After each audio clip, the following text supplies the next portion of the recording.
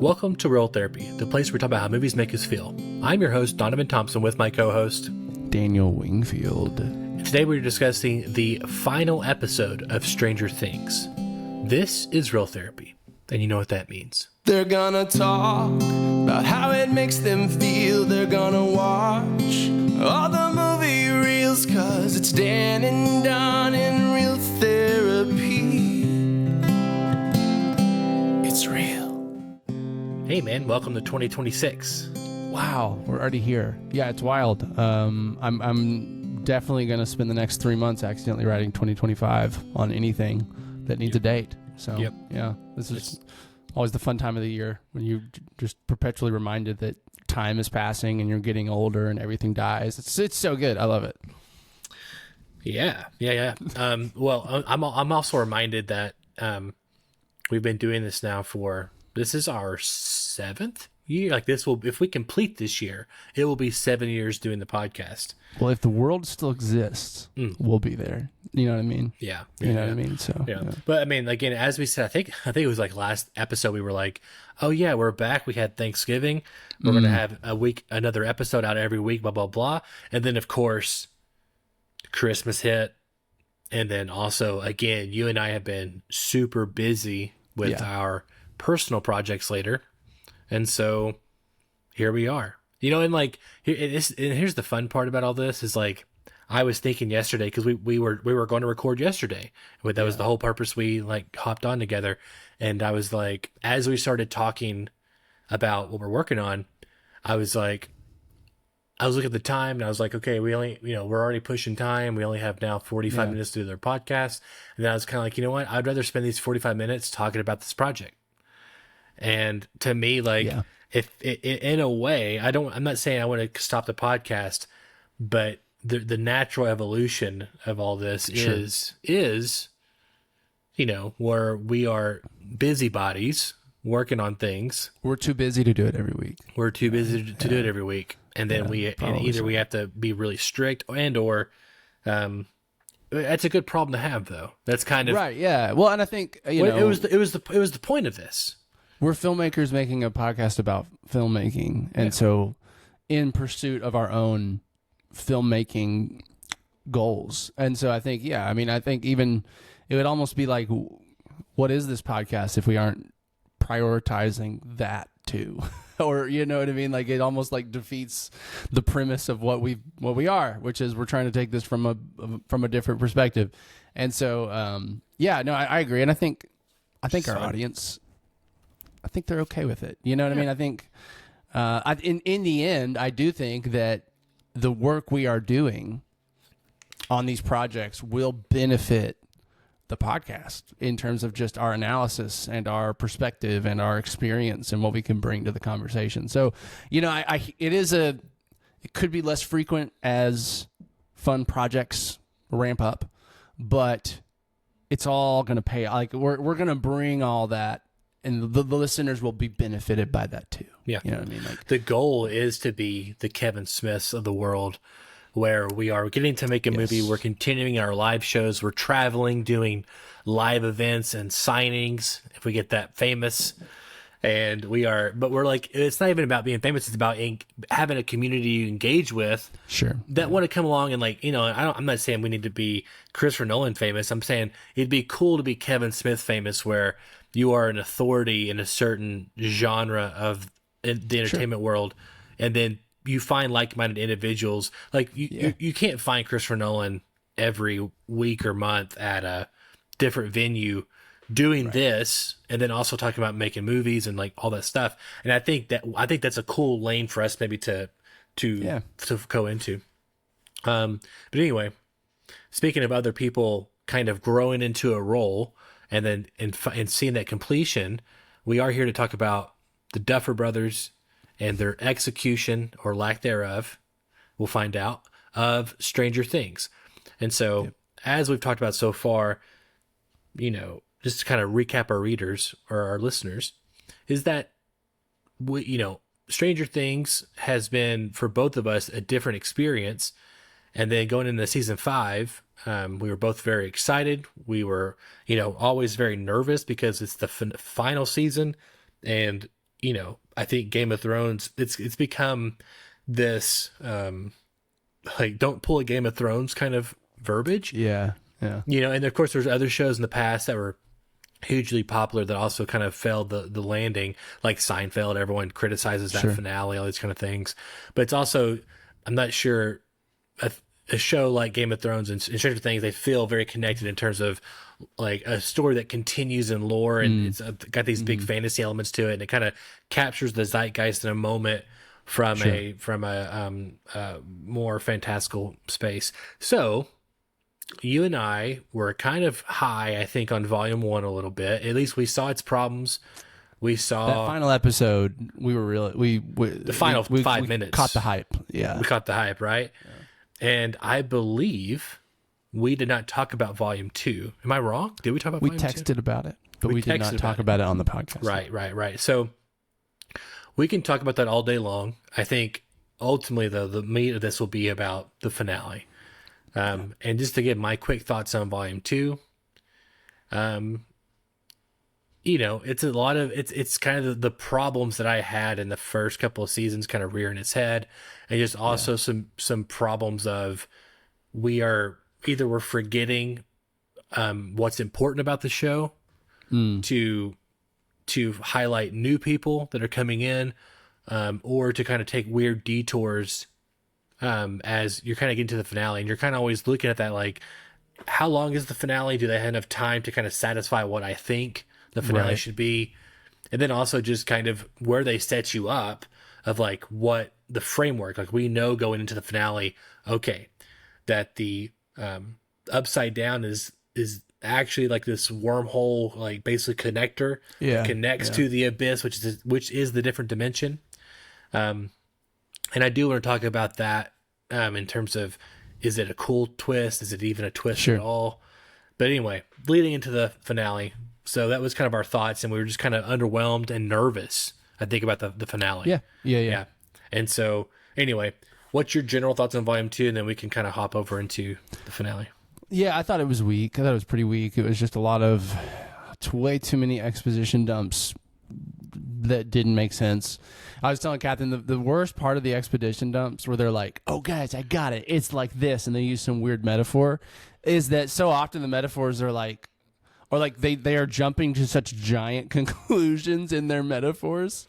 They're like, what if the upside down is like this thing? And everyone's like, yeah, it must be. Let's do it. Let's do the plan. And it's like, no one's like, but what if it's not?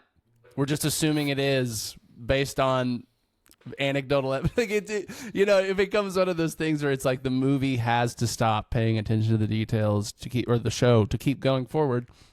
And that just feels a bit sloppy. And I know they tried to like do the thing where it's like an 80s homage to an 80s type storytelling device, but it was way too much.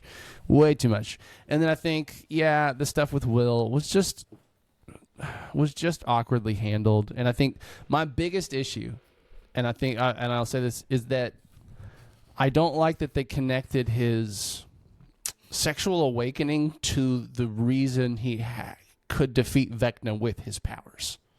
Like, if that's the arc for that character, that's great. Have him come out, have him do it with his mom or some friends, and make it like this intimate character moment. Don't make it a plot moment. Don't make it all right, guys, I have to tell everyone this or we will not defeat the big bad guy of this world. Like, that is where it feels like tokeny and like, why are, like we can just have a character like this. It doesn't have to be plot, related. And I think that's just where it feels like performative and just virtue signally and just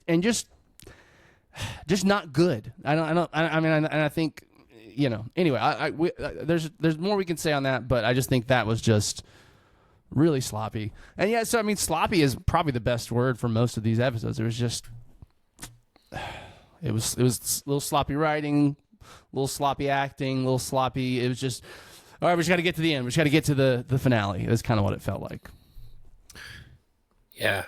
No, I kind of agree with you on it. Not kind of. I agree with you on everything there. It was just odd, and it felt, like you said, performative is a really good word there. And also, we kind of talked about this a little bit. It doesn't feel completely right for the time you know, and so it makes you realize how much of a fantasy world this 80s and I'm not saying like is. I'm not saying like, you know, that I prefer that time period. I'm not saying that at all. And that, but you know, I'm saying like, but that's a part of what makes it feel disingenuous as a whole. Exactly. And again, like, why does he have to do it to get more of his powers? Or like to be able to control them more. Like that is the part that is just feels like pulled out of your ass at the last second just to connect his powers to something that has been a character arc you've kind of been doing the whole season, but not really. You know, basically been hinting at it once a season, and now it's his arc. Yeah, it's like it's like a literal like a moment or a look like once a season. It feels like absolutely. And so I think I agree. It man. felt It was just odd. and It was just one of performative those things too. It was just it. You know, I'm not saying you have to play to a certain base, but it's just one of those things where when it was happening, I was like, oh man, they're doing something that A is unnecessary, B it's kind of hurting the overall story, and then 3 they're doing something that is just putting an immediate target on their back. You know what I'm saying? I mean, I'm not saying. I'm not saying. My reaction politically is no one likes it. Is what I've witnessed. Is even the people that are like, you know. Yeah. Well, I'm not saying that you should be playing to a certain base. I'm just saying that once you start inviting that in, there's going to be disingenuous actors no matter what. You know what I'm saying? And I think that you're just kind of opening yourself up for problems. And I don't think the juice is worth the squeeze, you know? Again, I think it would have been, I would have zero complaints if it was just a character moment that happened before I think him and his mom went to do the plot thing. Him and his mom and Mike would have been amazing. Yeah, if that was all it was, I don't think there'd really be anything to complain about. It's just the way it was handled. I agree. It just feels cringy. Cringy is one of the best words. Again, cringe. It feels messy and just it felt like they were writing it and they were like, oh, and they said this. It was going to be between him and his mom and maybe Mike, and they were like, oh, we should do it for the whole group, and it was just kind of like.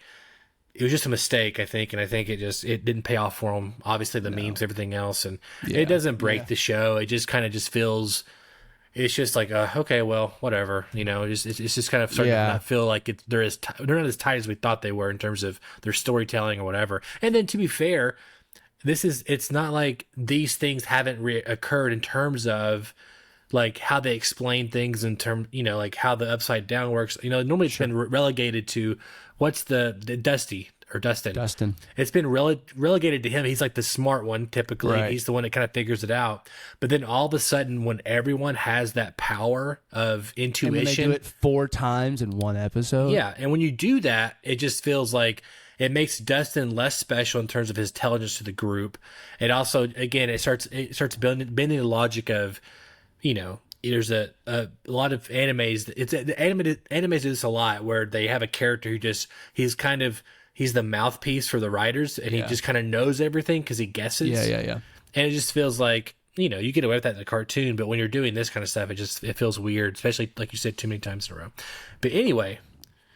That's kind of our thought. Of course, I mean, the best part, again, of Into Volume 2, in my opinion, was when he controls Vecna. And he's like, run. You know, like when Will's controlling Vecna. And that was like super in maybe cool. The first or second episode in that volume. It wasn't the last one, I don't think. Maybe not. I think it might have been like the end of, volume Yeah, no, that was great. Yeah. Very cool. I mean, like, very cool. I liked all that stuff. And I liked, in general, I thought the stuff with Holly and Max and the like being inside of Vecna's like world thing, I thought that was done pretty well. Like I thought that was pretty. It kept my interest. You know what I mean? Like of course we were getting hints to the cave and like all those kind of things. How it was going to play his backstory. Yeah, which was I was like, oh, that's to me it's what made season 4 so cool was we got the Vecna and like the big bad revealed himself, and that's why I liked it so much. I think, and then of course I like kind of going back to that well a little bit and getting even more.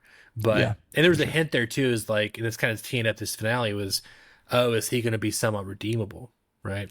Yeah, do we just want to get into the finale? Well, I just want to get into it. Yeah, so I mean, here one couple things is one that I saw this in the theater, I've never asked you about how that experience was. Yeah, I mean, like I watched the movie the other day at my house written by Shane Black, starring Mark Wahlberg. The budget's like $100-something million. It's on Amazon Prime is where it came out. I didn't even I knew the movie was being made a year ago or so. I didn't even hear the movie coming out, and I didn't see a trailer for it. It already came out like 2 months ago. And as I was watching that movie, I was thinking, oh, I like this, but I would have really liked it if I saw it in a theater, because I'm catching myself checking a phone. I'm catching myself doing other things like pausing, whatever, and I'm not just in the moment. At Stranger Things, I was sitting there and I was like, yeah. They even took a poll into a lot of places. Like, people who watched it in the theaters enjoyed it more, like 99 times out of 100 to people who watched it at home. And it's just a fact. Like, no matter what, the movie theater experience is better than the home experience in terms of watching a movie. And essentially this finale was a movie, right? And I remember this woman to the right of me, probably our age, but she had a kid too.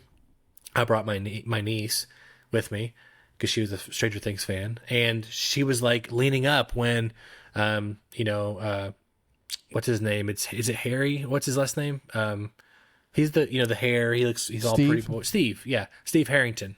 So Steve is fixing to die. Is like a big, is he going to die kind of thing, and the whole audience is like. And then of course, whenever things are happening, people are clapping and cheering and all these, so it's like just this different environment. And so even if I'm going to have some glasses, rose-colored glasses, just because of the experience I had. Yeah. And so that was my experience watching it in terms of just the environment. But yeah. Yeah, it's interesting. Well, I think in terms of enjoyment, I think you're probably right that the theater is the best place to enjoy a movie. In terms of critique it, maybe not. Maybe that groupthink infects the critique in a way that makes it inaccurate. Of course. You know what I mean? It's just an interesting thought I had. It was just, I think you're right. Like, the communal experience of engaging a story, especially one that everyone's excited about, is electric. And it's Avengers Endgame. Endgame is still like the peak of that, I think, still. Yeah. Still.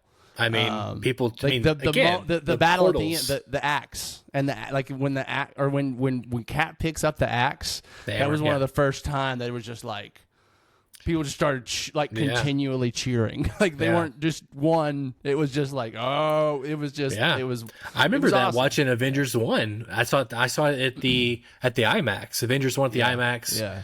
In 2012, and I remember the audience like hooping and hollering, like I'm always angry. Yeah, like I was just like, and that I get chills thinking about it, and like that's or even the end of Infinity War, when it ends on that sad note, and it just is this really quiet score.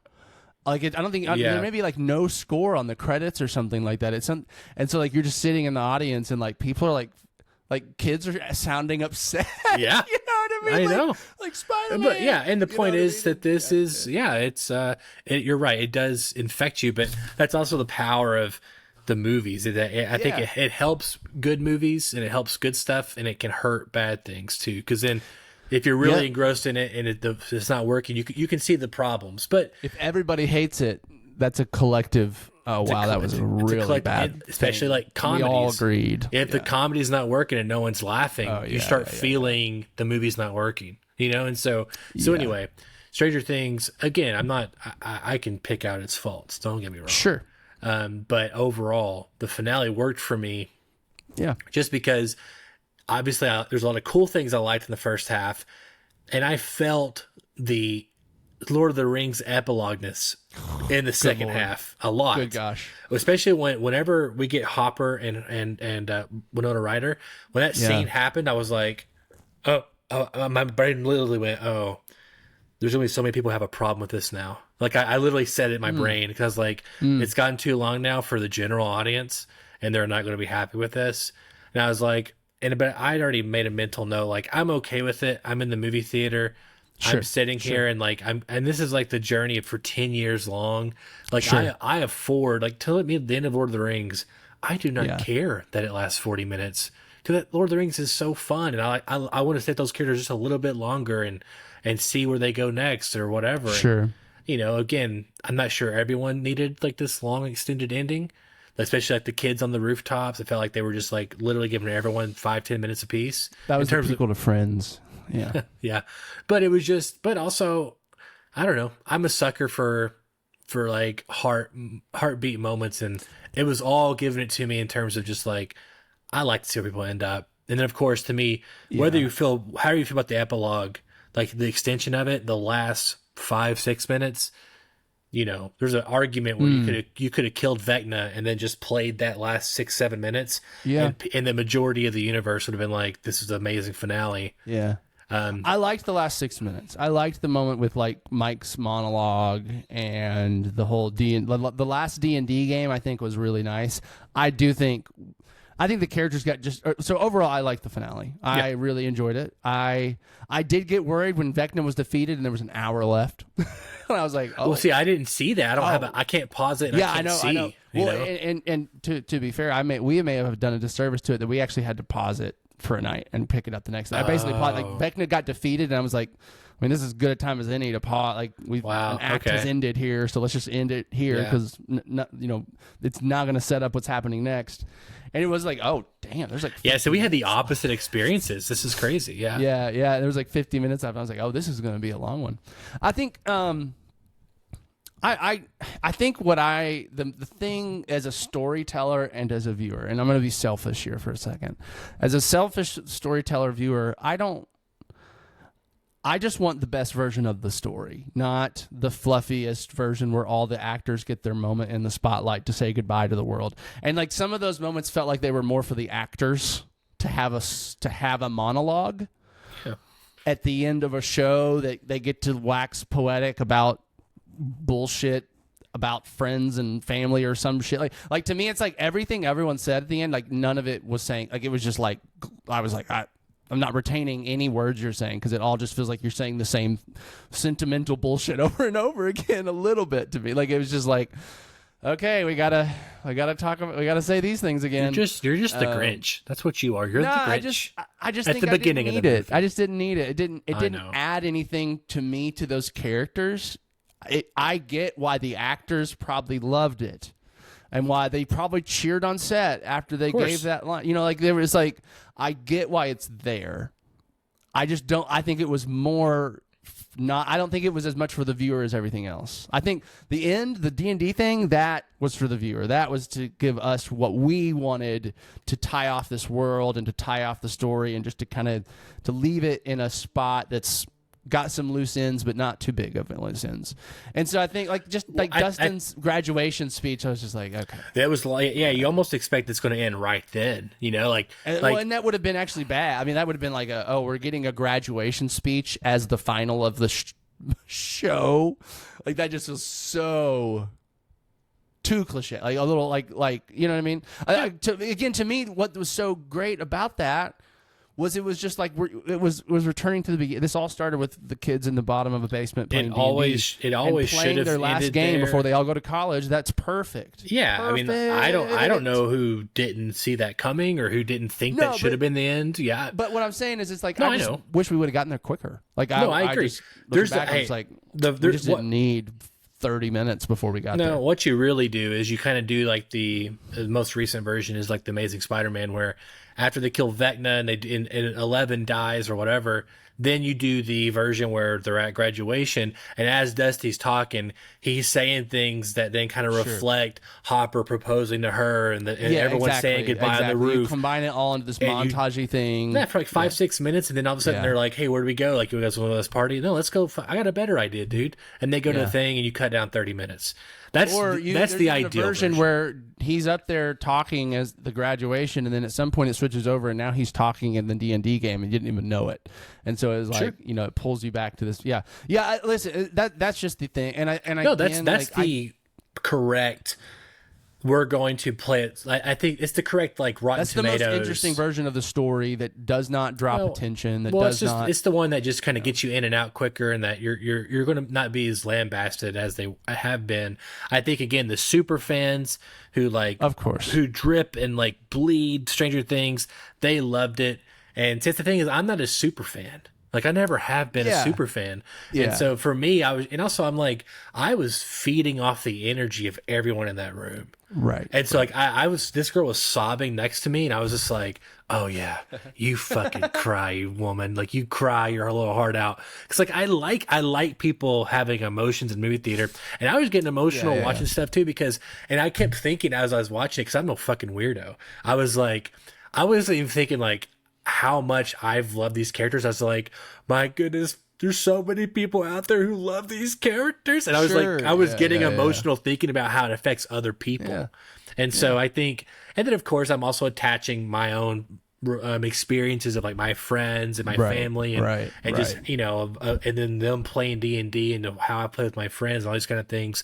So, I think I have not a unique ability, but like I have a strong ability to like just fucking turn it off because I want to feel something, and I'm allowing my brain to go there because I want to go there, and so Yeah, and but listen, but like, again, I am the guy that is the sucker for the end of the Lord of the Rings. Like I love it, and so like Yeah. I get it. And but then, that's also and your shit. it is, though. and to me, it's That's also what I'm a little saying. different. That's your It's like, shit.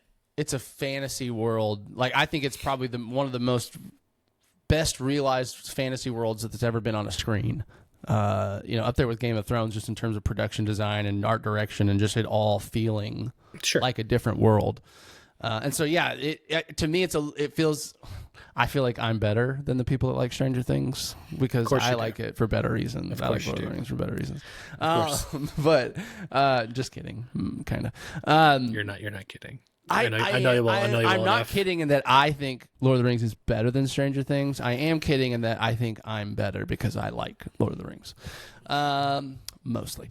No, I'm saying you can keep saying it, but I know at least the truth Listen, in there. all I'm somewhere. going to say is, no, I'm not going to say anything. It's okay. It's okay. Anyway, so I get it.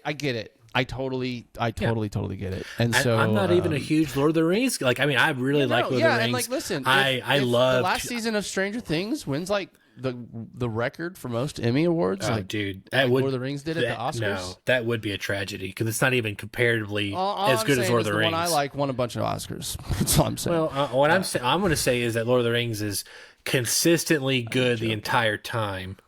Where Stranger Things, I had to power through the first season. No, I agree. Yeah, For me, again, I've talked to someone yesterday, 2 days ago. I was like, Stranger Things is like on paper built for Donovan Thompson. Yeah, But it could not grab me until I forced myself to power through it. yeah. No, I think that's telling. It is telling for me, So anyway, again, and I said the first thing I said in all this, whenever I saw Hopper and her, I was like, oh. This is going to be a problem for a lot of people. It was fun him referencing Montauk. I love that. I loved it because we were working on something that we're directly kind of seeing it a lot lately. We had just seen the Stranger Things pitch deck. That's what I'm saying. Yeah, that's what I'm saying. Was called Montauk at first. Yeah, yeah, and based on a real thing. Yes, up there. And so that to me was like, oh, is this the spinoff? Is it Hopper and Montauk? Is that the spinoff? But I heard that like the one they're talking about is like has to do with the rock thing that Vecna found, like the backstory on that rock thing. Yes.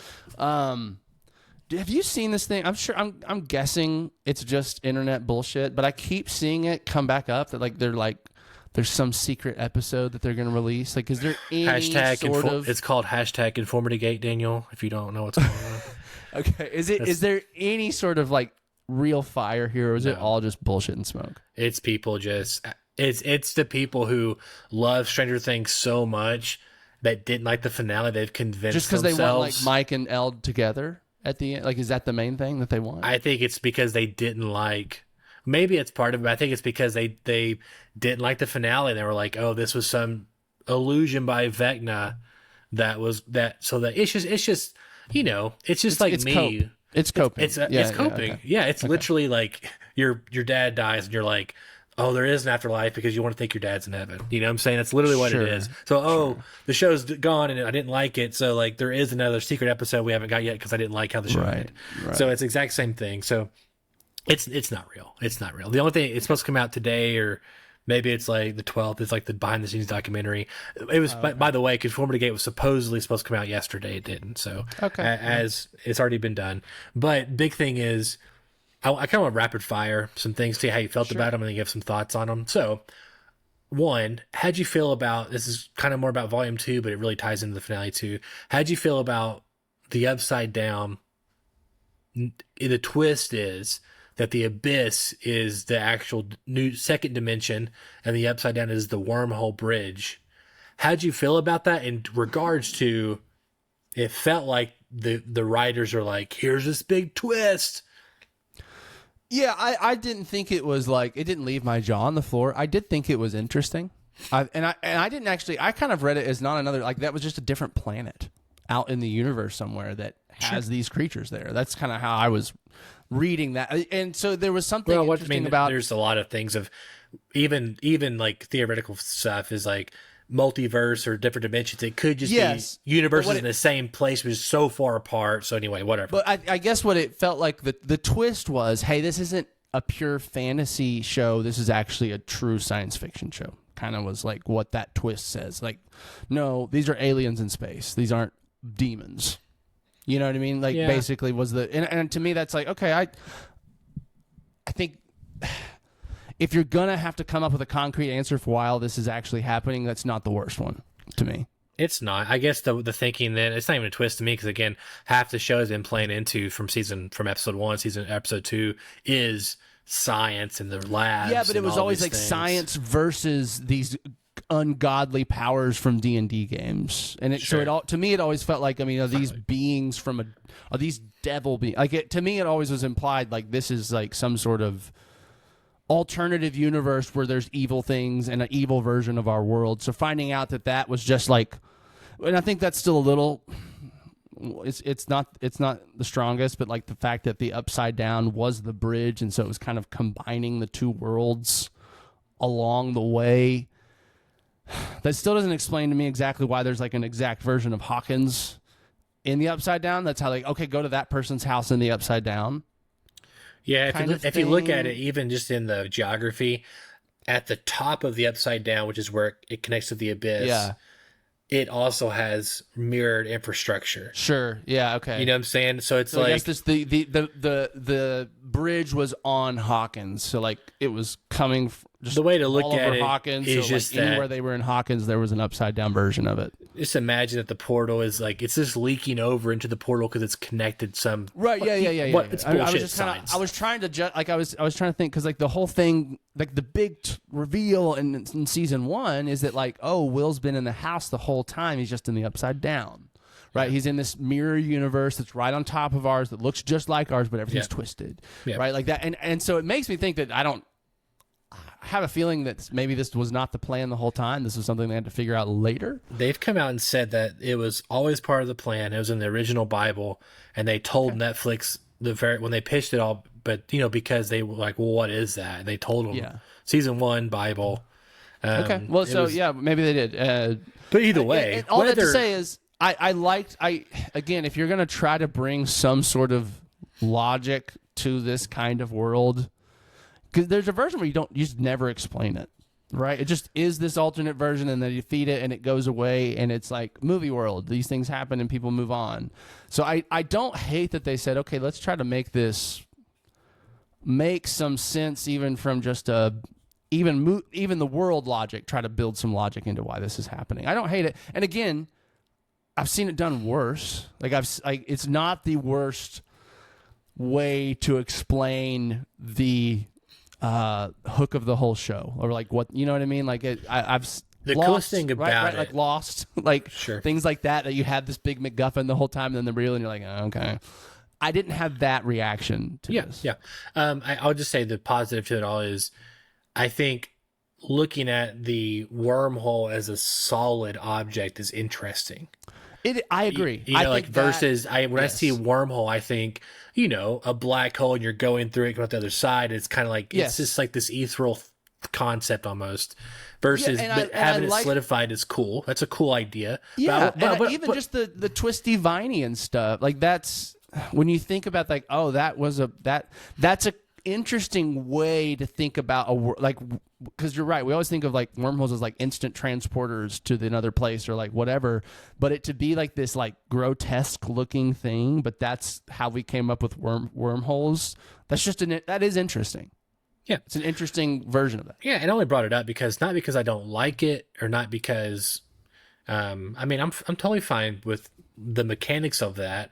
I think the reason that I was bothered by it at all was more of the cultural reaction to it. Was that everyone was like, "This is genius," and I'm like, I don't. And like how you said, like it doesn't break anything for me. I think like that idea of it being solid is cool, But to me, I'm like, it doesn't add anything to me other than, and I didn't really think about it, but you're right. It does solidify everything as more science than fantasy, but that doesn't change how the characters operate in the world.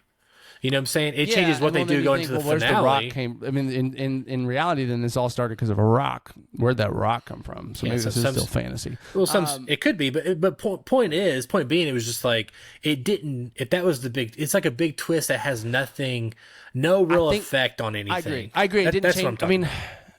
It had an effect, and then they had to know that in order to like do all the plotting. Sure, but the thing is, the reason why it's not a problem, it's a narrative problem because they kind of played it up like it's a big twist. No, I agree. The show acted like this was a huge game, and I agree. Like it wasn't like it was like, oh, that's interesting, but like I think I could have learned that last season. You know what I'm saying? Yeah, maybe so. And then it would have been fine. Anyway, I was just curious your thoughts on it. That's mine. Again, nothing brain breaking, nothing bad. I don't understand. I thought it was an odd narrative choice to lean into that in terms of how, and also again, immediately afterwards you have again like the problem where you have 2 to 4 different characters talking about how everything works and like they just know it. Well, I mean, it's like, dude, they have to reveal that in order to do the whole like getting up on the tower, poking through the thing kind of thing, and so like it also felt like.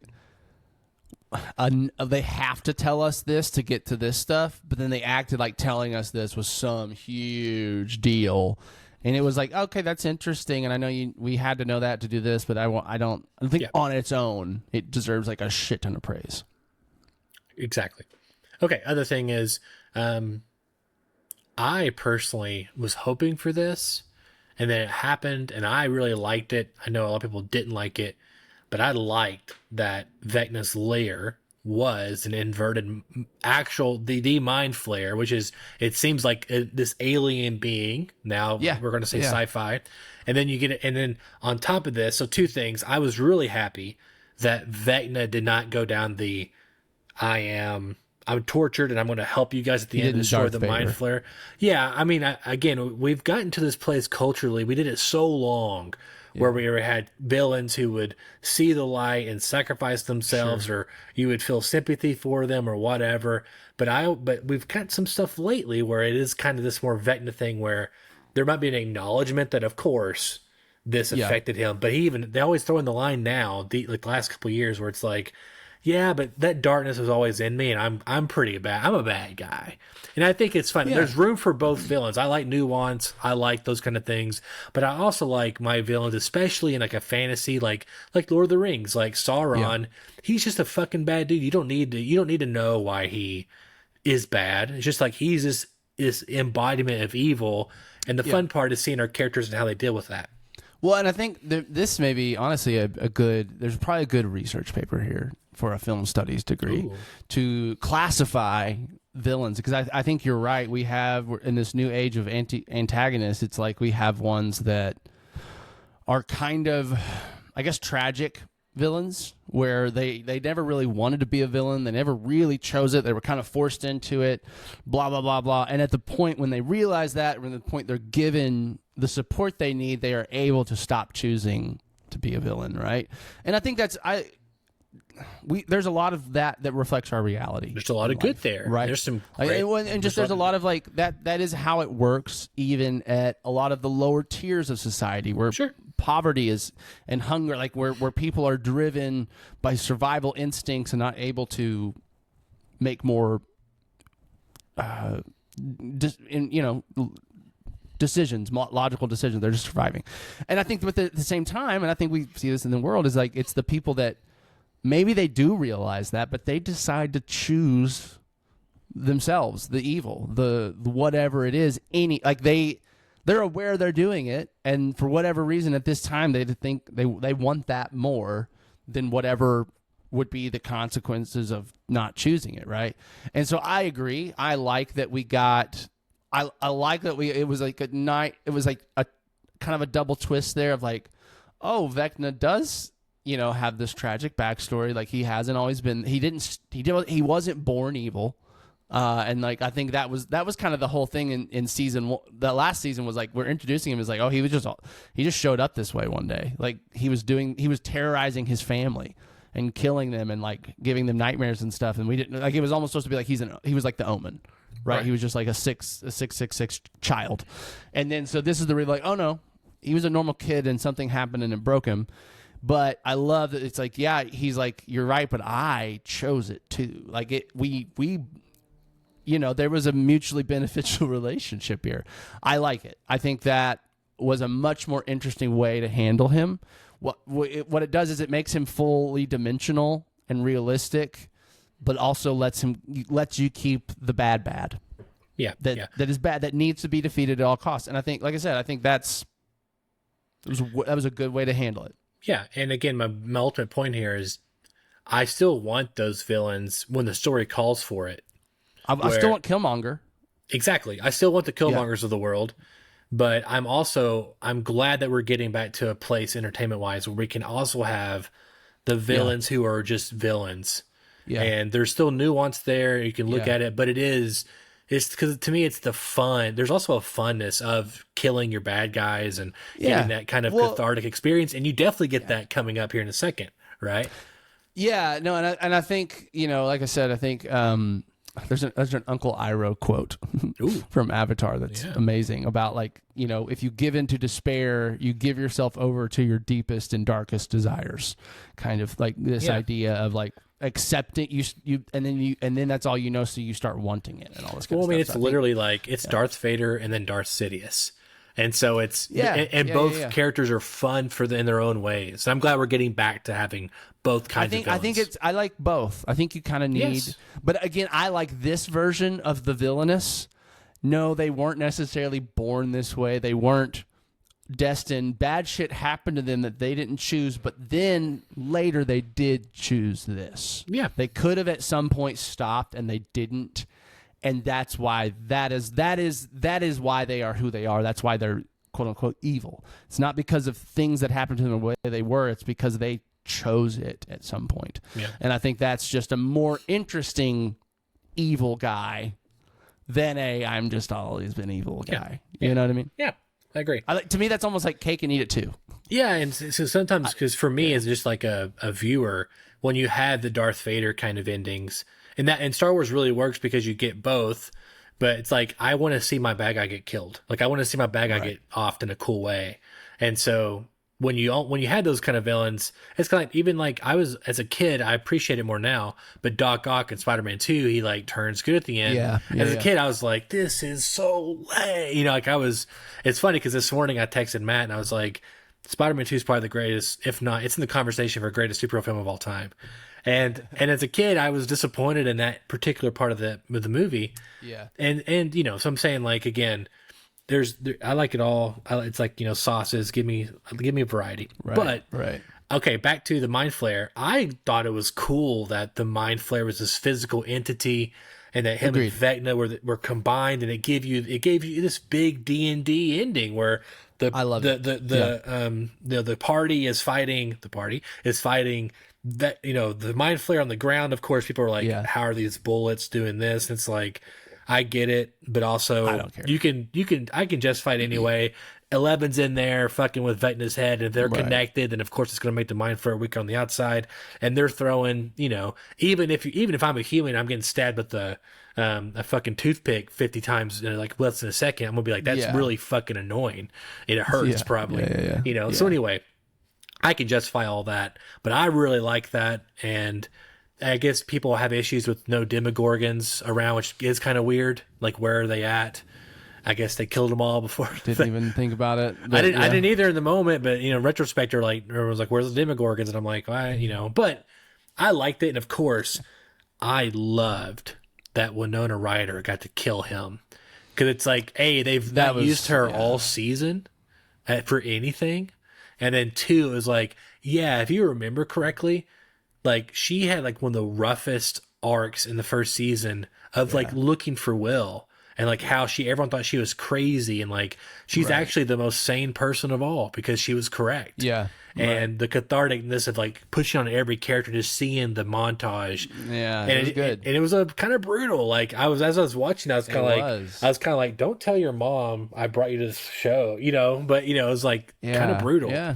but it was good. I loved it. No, I think that was a moment that felt very real. Like it was like that's a mom taking revenge on her son's captor.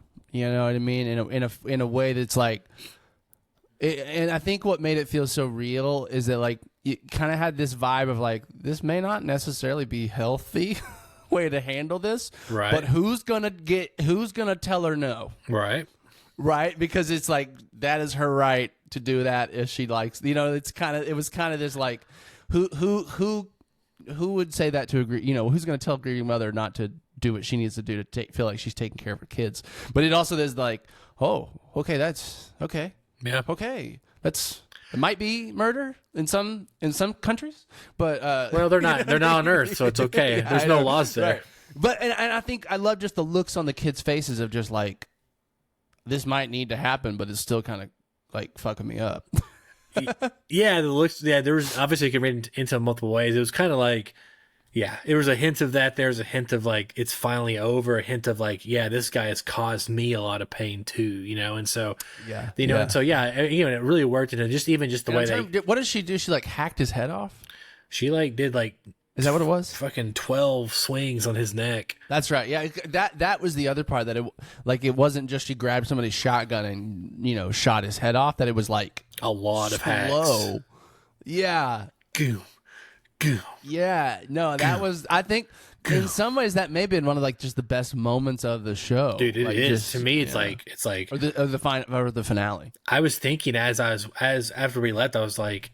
When I watched the show, if I watched the show again with someone like River and showing him the whole thing, if he's interested someday, I was like, I'm going to be looking forward to that moment. That's what I was always thinking. Oh, yeah. Because also just even the way the filmmaking there and how they cut it, like how he like kind of, he's like looking at her and he kind of like has this like snarl, like, I fucking hate you. And then she just, it was like, it was actually really, really well done. I thought it was pacing and everything. And Winona Ryder killed it. She really brought that like, and they needed to give her something. I'm getting a catharsis out of this kind of moment. She was her mama bear moment. Yeah, if it was me though, Daniel, if I was writing this, whenever Eleven pushes Vecna onto the spike, I would have had her float up like she's like above him, and then like it's like her momentum of being higher.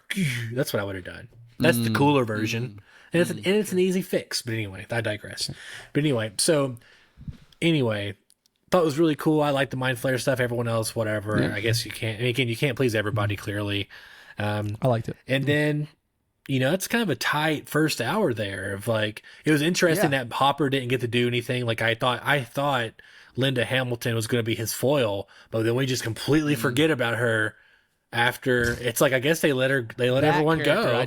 That character I do feel like was just a nothing burger. She like 100%. We didn't need like you could have anyone else, any other face, like nothing would change about what that character did. 100%. It could have been a man, a woman. It could have been anything. They were just generic bad guy military. That was the role. Yeah. Well, the guy that was like kind of insubordinate to her that got captured in the beginning of the season. Yeah. He was more interesting because he was. Yeah, he had more nuance. Like he wasn't. He was just like I don't like. You could see that. Like she was just one note the entire time, and it wasn't an interesting note. I thought initially I was like, oh, well, she's gonna go into like the next spinoff, but they said it's a different era. I'm like, oh, well, guess not. So you know what I'm saying, like, like different time period, like it won't be in the 80s, whatever. Yeah. And so I thought it was. I'm sure there was something there. They just cut it. And they just for time. Probably, yeah. But anyway, I thought the first hour was really fun. Of course, second hour, again, it drags. But ultimately, where we landed, which is they're at D&D. Of course, you know me. I believe Eleven's alive. You know me. I believe. Well, that's what they told us, I feel like. Yeah. Well, I feel like it was like the, I'm not telling you, but I'm telling you. I came away with like, yeah, of course she is. Well, Sadie Saint came out yesterday. She's like, no, she's not. Like, the redhead girl. She was like, I don't think she's alive at all. I think it was just their kids are they're coping and they're just growing up and they're coping at the same time. And well, an actor having an opinion on a script, what do you know? Yeah. Well, I'm kidding. I'm kidding. Yeah. Hey, listen, I maybe you're right. I just kind of interpreted it as like this is movie speak for like, yeah, duh, she's alive out there. I thought it was too on the nose for it to be that, honestly, because typically I don't think you would explain that detail if it was. But that being said, it's interesting because maybe he did it was so on the nose that you believed it. I was assuming that you were going to be like, she's not alive, and I was going to be like, of course she's alive because that's the kind of ending I want. But it's interesting. To me, it just even made sense with the whole sister stuff. Like the show showed us those conversations with her sister. Mike never saw that. He wouldn't know about that. Well, he's just making it up. He's a storyteller. Exactly. Exactly. I guess he's just making it up. Did he say specifically her sister helped her? Maybe I don't remember what exactly how. No, he said. Well, yeah, he said he explains exactly what she's telling 11 in the moment before she dies. Essentially. Gotcha. Okay. Yeah, he has he has knowledge and information that he shouldn't have knowledge in his story. Right. So if we're seeing it's to me, it's almost like because we're seeing that and he's telling it to us, I feel like that's the show saying, yeah, this is what happened. Because the show has never done that before that I'm aware of. Like just depicted someone's idea on screen as if it was real, but it might not be. To me, I guess that's just why it always felt real. Is like, well, you're telling me this as a theory, but you're literally showing me it happened on screen. I hear what you're saying. So that's why it always just read as real to me. Oh, regardless, I read it as real because that's the kind of story I want to happen at the end. Yeah. There's a lot of people out there, of course, who don't think she's alive, like some of the actors in the actual show. I was just wondering what your thought, if where she was or not. But she must. She was just wanting clicks. I bet. I'm kidding. Maybe. Hey, Sadie, I like you. You're a great actress. If I ever get to work with you, don't be mad at the things I'm saying. Perfect. That fixed it. I'm going to cut that part out because now I'm recording on my side and I have power to do that. So anyway, overall, I see the faults. I see it. Everyone, I hear you. I thought season 5 was pretty rocky. Again, I'll give it. It wasn't season 8 Game of Thrones. It did not. It didn't completely and totally fail in almost every regard. Yeah. The bar is very low, actually. The thing is, Game of Thrones, like it was so bad. Like it set the bar so low for how bad you could do a finale. And the problem with Game of Thrones, and I think this is something that Stranger Things never actually had. Game of Thrones at one point was the best written and acted show on TV, and maybe some of those scenes are still some of the best written and acted scenes that have ever been on TV in some of those earlier seasons. Yeah. So it went from literal Mount Rushmore of anything that's ever been on TV to cultural irrelevance almost. Yeah, well, it become a meme. It become a Game of Thrones kind of ending is like a meme. Yeah, it's season 8 Game of Thrones is like it's a colloquial cultural knowledge that we know what that means. Pull a Game of Thrones season 8, you can put that in any context and everyone will know what it means. And that's also important. Stranger Things was never that good. Well, I was going to say it is important too. It was never perfect, and so it couldn't. I don't know if I think the perfect storm of Game of Thrones is that it used to be a perfect show, and then it became a memeable show in like the span of 2 seasons. Yeah. Stranger Things was always a fun show with some really cool stuff, but it was never perfect. I'm saying what I'm going to say is that that's one thing that people probably could like touch grass a little bit and realize also the expectation for Stranger Things, the finale, should not have been as high as the finale of Game of Thrones, right? Exactly. Because like you're saying, if Game of Thrones, if somehow the story had warranted it, if they had ended at the end of season 4, end of season 5, it would have went down as the greatest television show of all time. Yeah, absolutely. Yeah. And I mean, you can see the cracks in season 7 start happening. Then season 8, maybe even in 6. Yeah, of course. Yeah. But I mean, you really see like. Yeah, 6 you can almost forgive it, right? But then 7, like 6 still has some like really awesome moments. Like I think 6 is where Joffrey's younger brother like kills himself. I think 6 is like the whole season with like the fire in the temple and they blow up the temple. Yeah, well, season 7 does have priest people. Probably one of the greatest episodes of television of all time, which is the Battle of the Bastards. That's season 7? That's season 7. That's the penultimate of 7, I believe. Yeah. Huh. And so, No, that's a great. That was a great. and so that's all a great all that episode, stuff is great, but you can start seeing the cracks in 7, and then 8, of course, just kind of there's some cool stuff in 8, but it's also like, But narratively, it just threw I know all of its strengths out the window. All nuance, all And again, you could have pacing. and just like and just like how I think Stranger Things did succeed in this way, you could have had all those cracks, and you could have condensed like travel and those kind of things in 8 if the finale was a banger. Sure. Yeah, you're right. If they had ended things right, more would have been forgiven. More would have been forgiven. But because the finale was the worst of them, like that season, I remember the first episode was pretty fun and good, and they were like getting ready for a battle, and we got to see Jamie Lannister wave at the kid he threw out the window. Like there was some like good moments happening, and then it just like every episode got worse, and like the payoffs got worse, and like it was like, and in the end you just get that fucking Tyrion speech, and you're just like, what the fuck are we doing here anymore? But again, I'll never forgive it for you didn't put John. I'm gonna say it I'll say it every episode if I have to of this podcast. You didn't put Jon Snow on a dragon and fight the Night King, who's on a ice dragon. That's just like it's the easiest bullseye in television and cinematic history. And they just chose to turn around and put a blindfold on and shoot in the opposite direction. So anyway. Yep. And I think the hardest part with Game of Thrones is that like on paper, they could have gotten to that ending. Maybe they probably needed 2 more seasons to do it justice, and it could have been amazing.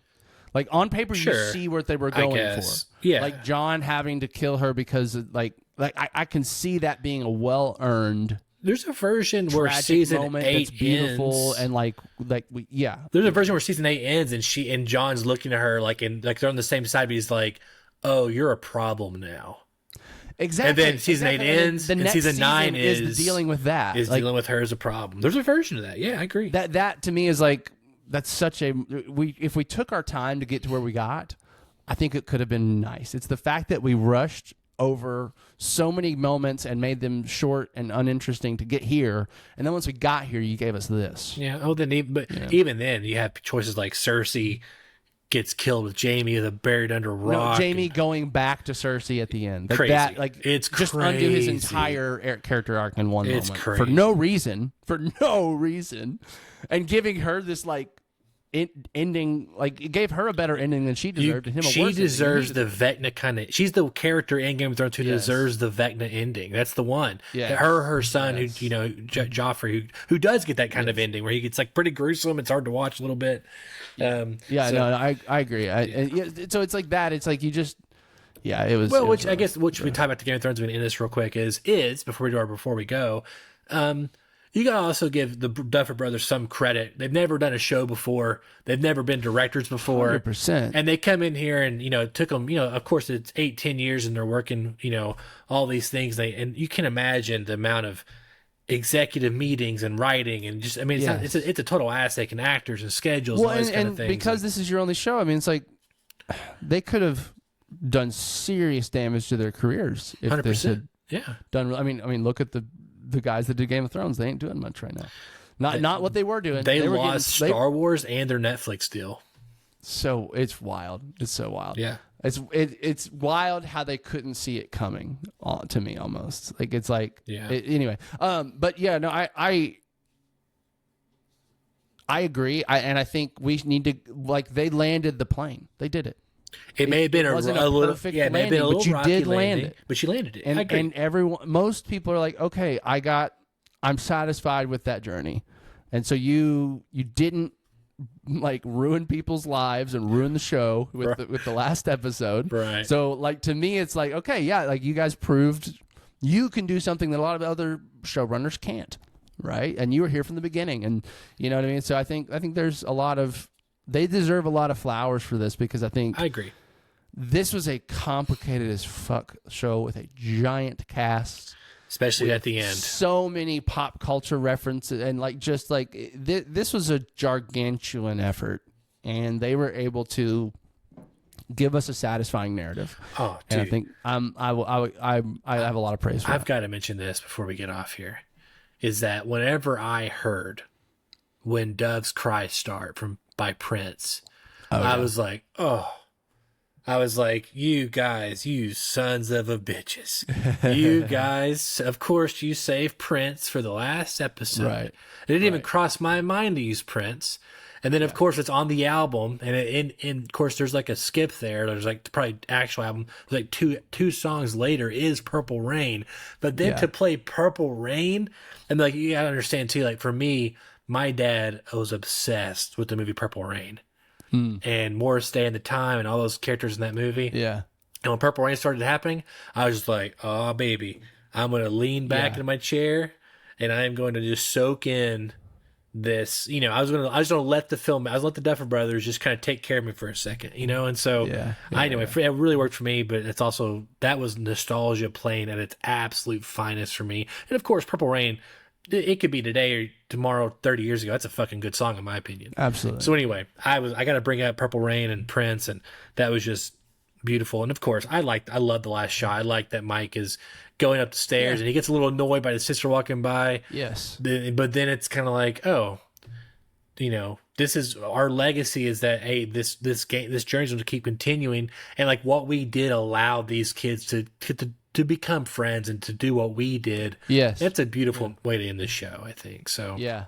No, I agree. I loved, and actually I thought that the one actress there was a little girl actress that was really good, and she was really, it wasn't Holly, but she was really good in the other stuff too, but she was the one that's like, you said this wasn't going to be nerdy, and it's so nerdy, Holly. Yeah. Like whatever she great. said. It's fun. You know, she was like a good, I was like, that feels real. That feels really good. No, I loved that too. Just it's kind of a passing of the torch. Yeah. Kind of moment. I loved it. I love it too. All right. Before we go, I'd like to highlight one last thing that may or may not be TV or movie related.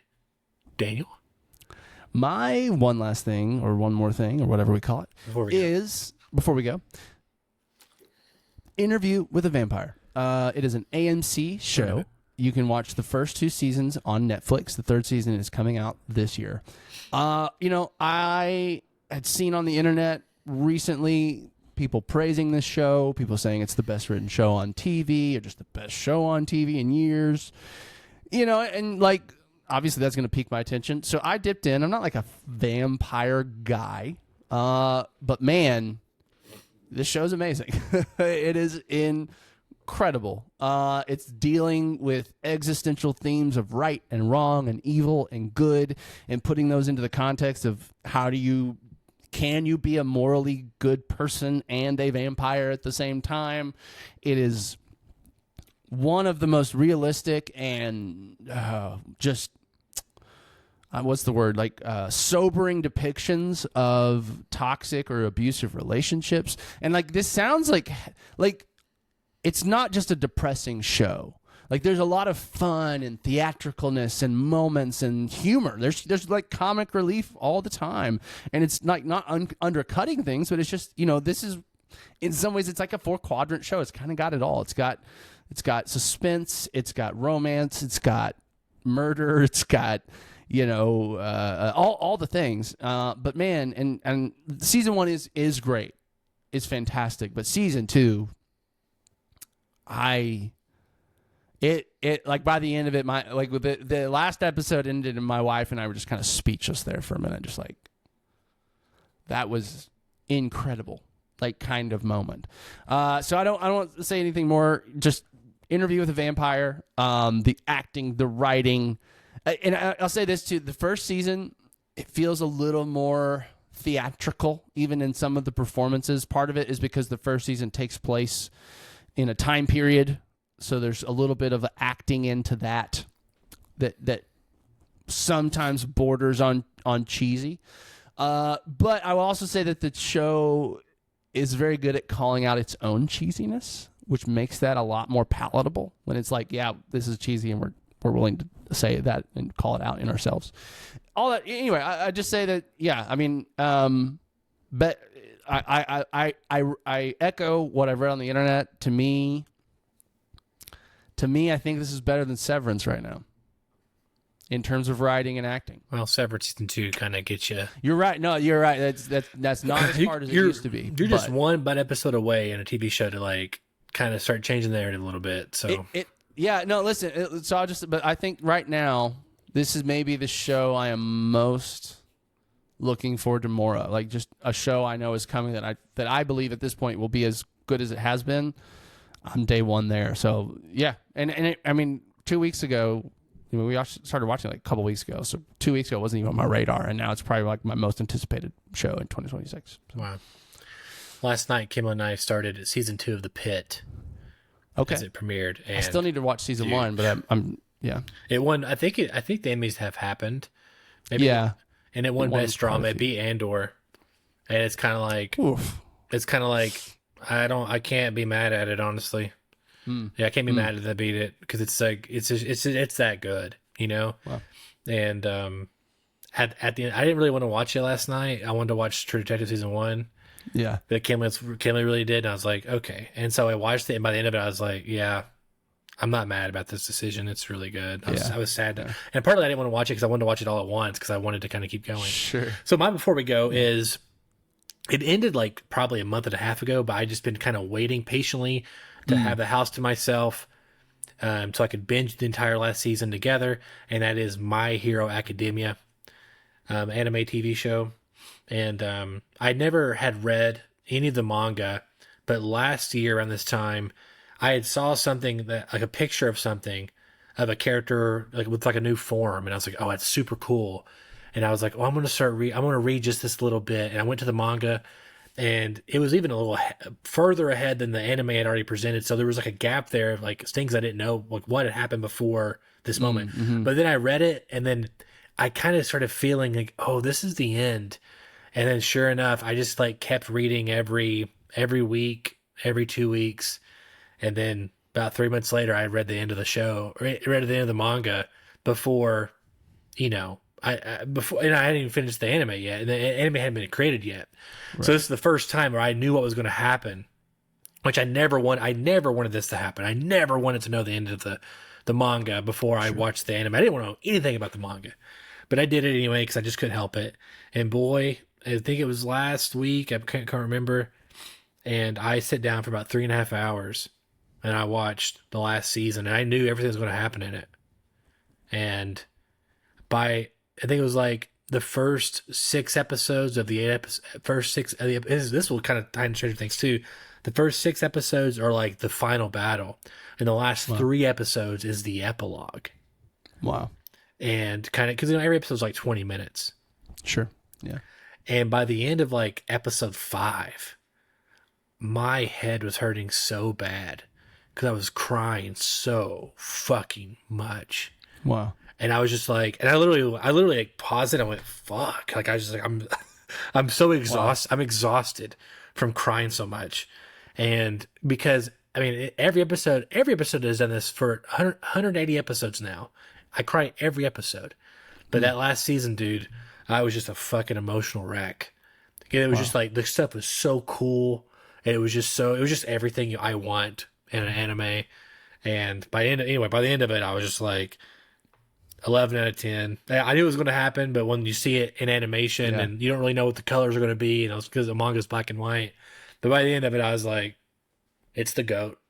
It's the GOAT for me. You know, people found it cheesy, but that's what I want in an anime is the cheesy stuff. And man, oh man, I can't recommend it enough. And of course, there's 4 movies that kind of happen in between seasons, and they are canon. And if you want a new anime, then go watch that one. And awesome. There's been rumblings and rumors and whatever of pre-production or development of a movie, live action. And I really hope they don't do it because there's only one man on the planet who needs to make that live action movie, and everyone's looking at him right now. So I'm hoping someday I get to do that. But that'd be awesome. That would be awesome. Anyway, I can't wait. That'll be my first tattoo. Probably will be All Might, which is the characters. It will be my first tattoo. And so anyway, that's mine. Go check it out. My Hero Academia. Loved it. And also go check out. I am going to go check out Interview with the Vampire. 100%, it's going to happen. And I'm going to watch the old Tom Cruise one. You might watch it too because now you're like you don't have anything to watch, and you may want to go back and watch it. Yeah. No, it's also praised. It's like critically. I remember it. Yeah. Anyway, how can our listeners or watchers find us, Daniel?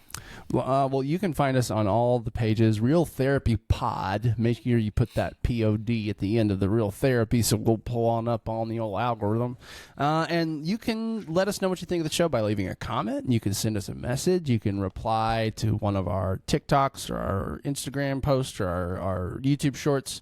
Let us know what you thought of the episode. Let us know what you thought of the finale of Stranger Things. Are you on our boat where you liked a little bit of it and then maybe there was parts that could have been better?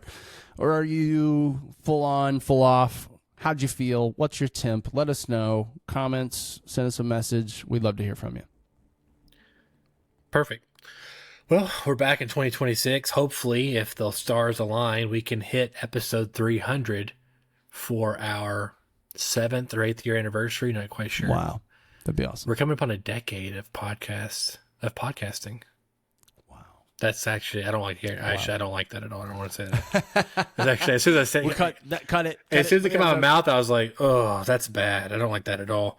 But anyway, it's still cool. I'm glad we're doing it. I'm glad we're still continuing. Hopefully, as the year progresses, you have some more cool updates for our 2 listeners. So anyway, my name is Donovan Thompson. I'm Daniel Wingfield. And we'll see you at your next session.